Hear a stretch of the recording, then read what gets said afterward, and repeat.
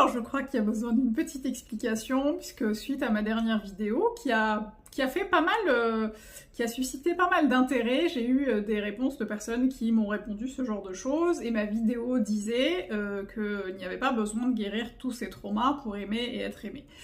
J'ai reçu donc ce type de message. J'ai reçu aussi des messages, des commentaires assez inquiétants de personnes qui se disent expertes en traumatisme et qui ne savent pas faire la différence entre un traumatisme et un trauma. Donc je vous laisse aller vous éduquer, vous informer et donc être trauma informé pour accompagner le mieux possible vos clients et vos clientes.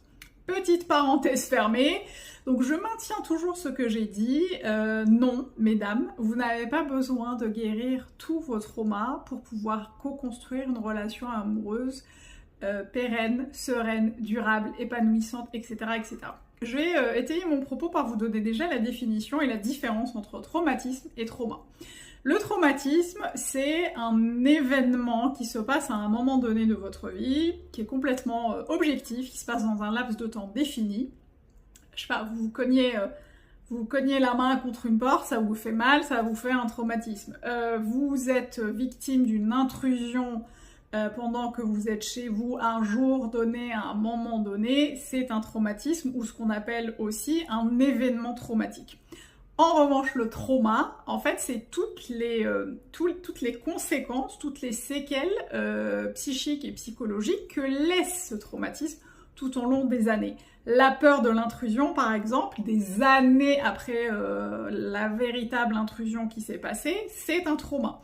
Moi, j'ai par exemple accompagné des clientes qui avaient peur de l'intrusion alors qu'elles avaient en fait été victimes d'un cambriolage il y a 10-15 ans. Donc ça, c'est un trauma et c'est quelque chose...